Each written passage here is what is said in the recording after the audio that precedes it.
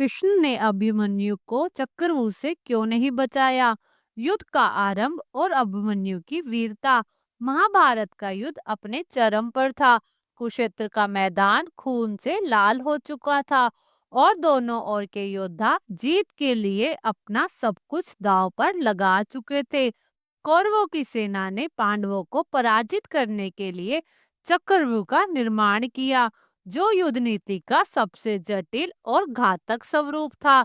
चक्रव्यूह को भेदने की नियति कुछ गिने चुने योद्धाओं को ही आती थी। अभिमन्यु, जो अर्जुन और सुभद्रा का पुत्र था, वो बचपन से ही बहादुरी और ज्ञान का प्रतीक रहा। लेकिन अभिमन्यु को चक्रव्यूह तोड़ने का केवल प्रथम चरण पता था। यह कला उसने अपनी माँ के गर्भ में तब सुनी थी जब अर्जुन ने सुभद्रा को इस युद्ध नीति का ज्ञान दिया था। दुर्भाग्य से उस समय सुभद्रा सो गई थी और अभिमन्यु को पूरी प्रक्रिया को समझने का अवसर नहीं मिला। उस दिन अर्जुन और कृष्ण कौरवों की दूसरी शाखा से लड़ रहे थे। द्रोणाचार्य, जो कौरव सेना के प्रमुख थे, उन्होंने चक्रव्यूह का निर्माण किया था। युद्ध के मैदान में पांडवों की सेना विचलित हो गई। तब अभिमन्यु ने अपनी बहादुरी और आत्मविश्वास का परिचय देते हुए कहा, मैं इस चक्रव्यूह में प्रवेश करूंगा और इसे भेदूंगा। अभिमन्यु का बलिदान और कृष्ण का मौन। अभिमन्यु ने जैसे ही चक्रव्यूह में प्रवेश किया, उसका साहस देखने लायक था। अकेले ही उसने दुश्मनों की विशाल सेना को ध्वस्त करना शुरू कर दिया। उसके धनुष की टंकार से आकाश गूंज रहा था। एक के बाद एक योद्धा गिरते गए।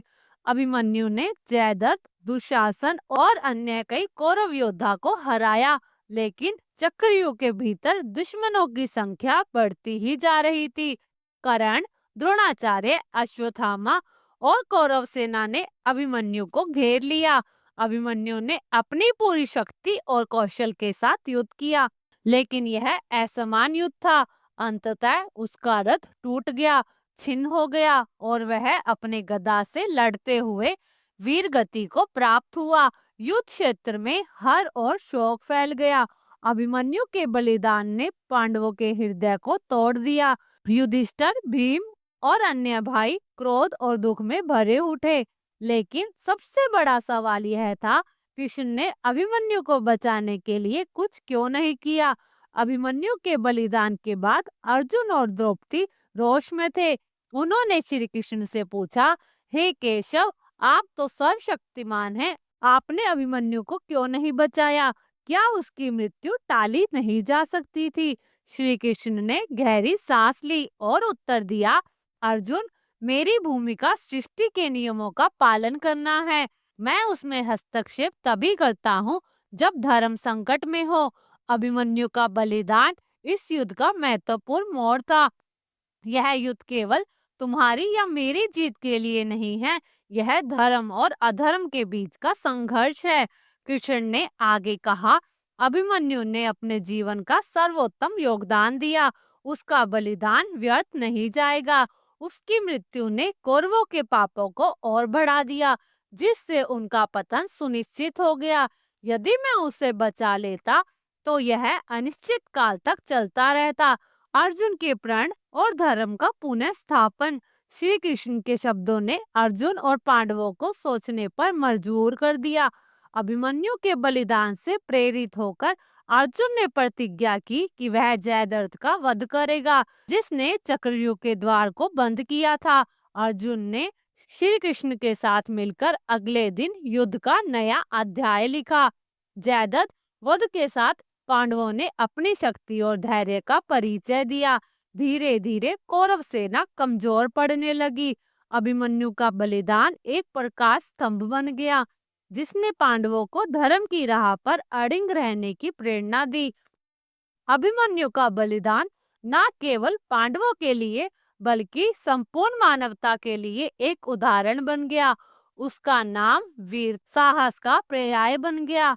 श्री कृष्ण ने अंत में कहा, अभिमन्यु इस शरीर में नहीं है, लेकिन उसकी आत्मा अमर है।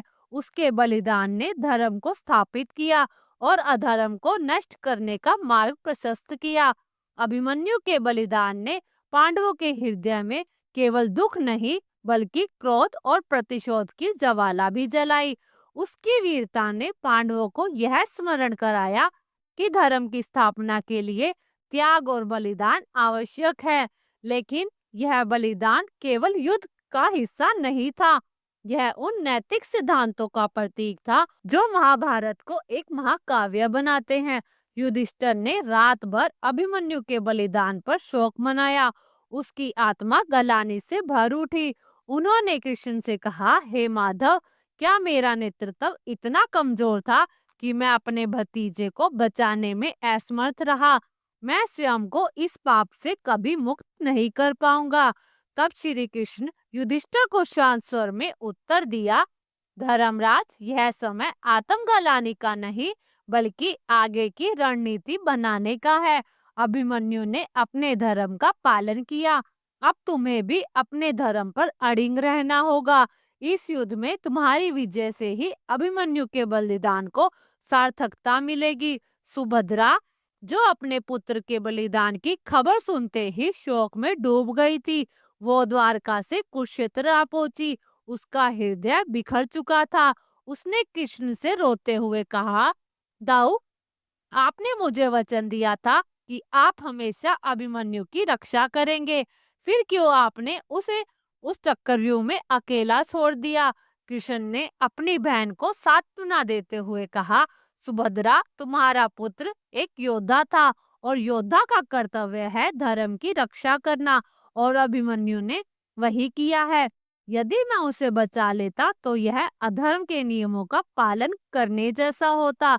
वह अब किसी एक देह में नहीं बल्कि उसका बलिदान अमर है। वह हर उस योद्धा के हृदय में जीवित रहेगा जो धर्म के लिए लड़ता है। अभिमन्यु के बलिदान के अगले दिन पांडवों ने कौरवों को सबक सिखाने की योजना बनाई। अर्जुन, जो अभिमन्यु की मृत्यु के बाद गहरे शोक में था, उसने प्रतिज्ञा ली, यदि सूर्यास्त तक मैंने जयद्रथ का वध नहीं किया तो मैं अग्नि में प्रवेश कर जाऊंगा। यह प्रतिज्ञा सुनकर कौरव सेना भयभीत हो गई। जयद्रथ, जिसने अभिमन्यु को चक्रव्यूह में फंसाया था, वो अपने प्राणों की रक्षा के लिए द्रोणाचार्य और कर्ण की शरण में गया। कौरवों ने जयद्रथ की रक्षा के लिए अब एक रक्षा कवच तैयार किया। कृष्ण ने अर्जुन को सलाह दी, हे पार्थ, जयद्रथ तक पहुंचने के लिए तुम्हें धैर्य और कुशल रणनीति की आवश्यकता होगी। याद रखो, यह केवल शक्ति का नहीं बल्कि संयम और बुद्धिमानी का युद्ध है। युद्ध के मैदान में अर्जुन ने अपने धनुष गांडीव से ऐसी वर्षा की कि कौरव सेना बिखर गई, लेकिन जयद्रथ तक पहुंचने के लिए समय कम था। सूर्यास्त का समय निकट आ रहा था। तभी श्री कृष्ण ने अपनी माया का सहारा लिया और सूर्य को क्षण भर के लिए ढक दिया। कौरवों ने सोचा कि सूर्यास्त हो चुका है और जयद्रथ ने उत्सव मनाना शुरू कर दिया। कृष्ण ने अर्जुन से कहा, अब समय आ गया है पार्थ, यह तुम्हारे बाण की आखिरी परीक्षा है। अर्जुन ने अपने दिव्य अस्त्र से जयद्रथ का वध कर दिया। जयद्रथ के वध के बाद युद्ध में पांडवों की स्थिति मजबूत हो गई। अभिमन्यु के बलिदान से प्रेरित होकर पांडवों ने अपनी सभी कमजोरियों को ताकत में बदल दिया। धीरे धीरे कौरव सेना की हार सुनिश्चित हो गई। महाभारत का युद्ध समाप्त होने के बाद युधिष्ठिर ने धर्म की स्थापना की और अभिमन्यु के बलिदान को श्रद्धांजलि दी। उन्होंने कुरुक्षेत्र में एक स्मारक बनवाया जो हर योद्धा को यह याद दिलाएगा कि धर्म की रक्षा के लिए सबसे बड़ा बलिदान भी छोटा है। कृष्ण ने अंत में कहा, अभिमन्यु केवल अर्जुन का पुत्र नहीं, वह धर्म की आत्मा था। उसका बलिदान हमें यह सिखाता है कि सच्चा योद्धा वही है जो अपने जीवन से ज्यादा धर्म को महत्व देता है। अभिमन्यु का बलिदान एक ऐसा पाठ है जो महाभारत को कालजयी बनाता है। यह हमें यह सिखाता है, कभी कभी व्यक्तिगत हानि भी एक बड़े उद्देश्य को पूरा करने का साधन बन जाती है। धर्म के मार्ग पर चलने वालों को बलिदान देने के लिए हमेशा तैयार रहना चाहिए, क्योंकि यही सृष्टि का नियम है। अभिमन्यु, जो अपने साहस और त्याग से अमर हो गया, आज भी वो वीरता का प्रतीक है। उसकी कहानी हमें यह प्रेरणा देती है कि सच्चा योद्धा वही है जो अपने उद्देश्य को पूर्ण करने के लिए जीवन और मृत्यु से परे हो जाए। जय श्री कृष्णा दोस्तों, आपको यह जानकारी और ये कथा कैसी लगी? कृपया कमेंट करके जरूर बताएं। वीडियो पसंद आया हो तो वीडियो को लाइक करें और ऐसी ही बहुत सारी पौराणिक जानकारी सुनने के लिए हमारे चैनल को सब्सक्राइब जरूर करें। धन्यवाद।